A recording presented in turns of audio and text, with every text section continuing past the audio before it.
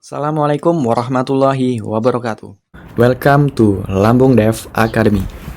Di video ini, kita akan belajar mengenai algoritma.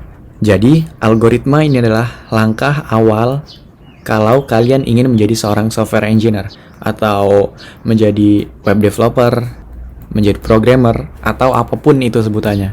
Kenapa bisa begitu? Karena untuk membuat sebuah sistem, membuat sebuah aplikasi, membuat program, itu sebenarnya adalah penerapan dari algoritma yang diterapkan kepada sebuah bahasa pemrograman. Bisa nggak sih langsung belajar pemrograman aja tanpa belajar algoritma? Jawabannya bisa. Tapi, kalian akan mengalami kesulitan ketika belajar. Kenapa bisa begitu?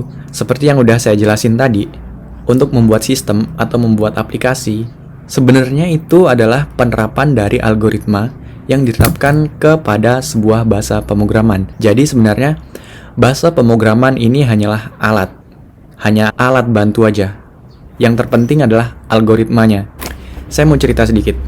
Dulu ketika saya masih sekolah, ketika saya masih SMA, saya ingin belajar bagaimana sih cara buat aplikasi, cara buat program itu gimana sih caranya.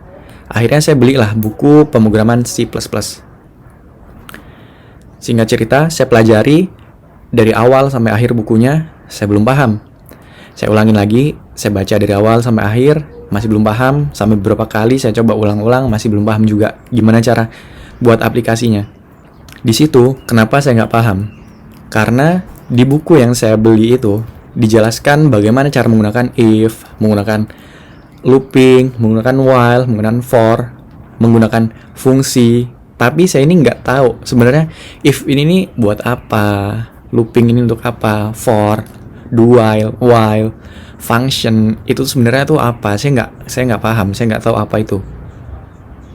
Saya sama sekali tidak punya basic algoritma, saya nggak punya pemahaman algoritma sama sekali, nggak punya. Akhirnya saya biarin aja, saya nggak lanjutin belajarnya karena saya nggak bisa. Masuklah ketika saya kuliah. Ketika saya kuliah, saya dikenalkanlah algoritma dan pemrograman oleh Bapak Eko Subiantoro. Nah, ketika mata kuliah itu saya diajari if ini sebenarnya apa, dijelaskan. Lalu tipe data, variabel, looping, function, dan lain sebagainya. Itu dijelaskan oleh beliau. Nah, dari situ saya udah paham sebenarnya algoritma itu apa, udah mulai paham.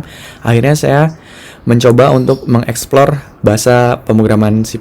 Saya mau coba buat program.